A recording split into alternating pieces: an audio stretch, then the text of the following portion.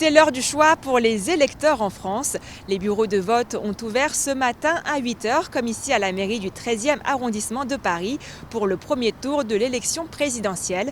Les bureaux de vote fermeront à 19 ou 20 h selon les villes. C'est seulement à ce moment-là que l'on connaîtra les premières estimations des résultats. Mais quel sera le taux de participation? D'après les derniers sondages réalisés avant le scrutin, il laisse présager un taux d'abstention record. Ce dimanche 10 avril marque le premier tour de l'élection présidentielle 2022. 12 candidats ont obtenu les 500 parrainages pour accéder au premier tour. Seuls 2 seront qualifiés pour le second tour du 24 avril, à moins que l'un des candidats ne remporte la majorité absolue dès le premier tour, ce qui est très improbable. 48,7 millions d'électeurs inscrits sur les listes électorales sont appelés aux urnes, dont 1,4 million de Français résidant hors de France, inscrits sur les 210 listes consulaires, soit 95% des Français, d'après l'INSEE. À partir de 8 h du matin, ils ont commencé à se rendre dans les bureaux de vote des communes dans lesquelles ils se sont inscrits au préalable. Ils auront jusqu'à 19 h ou 20 h, selon les villes, pour accomplir l'acte citoyen avant que les bureaux ne ferment pour débuter le comptage des votes. Aucun protocole sanitaire n'est imposé par les autorités. Dans les bureaux de vote, un point de lavage des mains ou du gel hydroalcoolique doit être mis à disposition des électeurs. Enfin, aucune jauge n'est tenue d'être respectée. C'est à partir de 20 h que tomberont les premières estimations du résultat du premier tour de l'élection présidentielle. Le ministère de l'Intérieur publiera au fur et à mesure de la soirée les résultats commune par commune.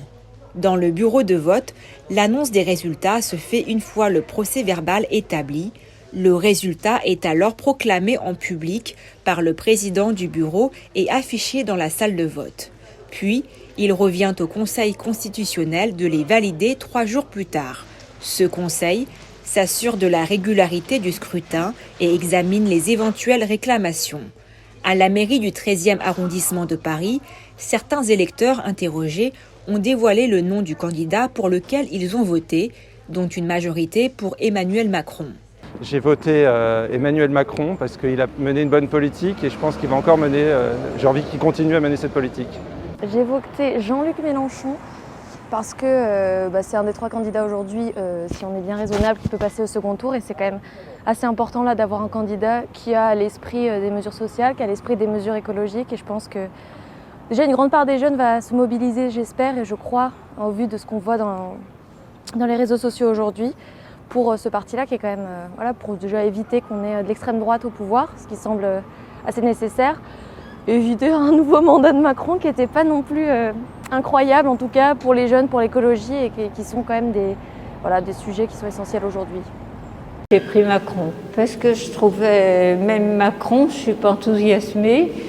Donc j'ai pris celui-là en me disant que c'était peut-être le moins mauvais. J'ai voté Macron parce que c'est un démocrate, c'est un républicain. Alors que chez les autres candidats, ils sont radicaux, ils sont des extrêmes. Et j'exclus complètement ça. Donc et je trouve qu'en plus, Macron, pendant toutes ces périodes de pandémie, je trouve qu'il s'en est pas mal tiré.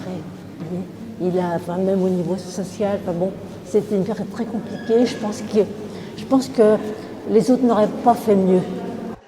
D'autres sont restés discrets sur le candidat choisi, mais expliquent les raisons de leur choix.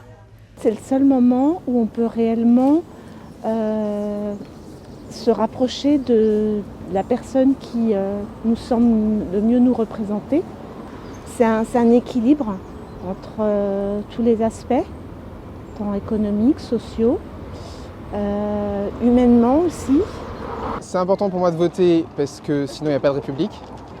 Et je pense pas regarder d'abord un programme, mais plus un discours.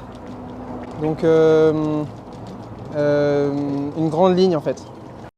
J'ai essayé de voter intelligent, quelqu'un qui a au moins quelques notions économiques et diplomatiques et qui ne mettra pas la France en danger. Le nombre record d'indécis et le niveau de l'abstention, annoncé à un niveau record au premier tour de l'élection présidentielle, risque fort de peser sur le résultat du scrutin.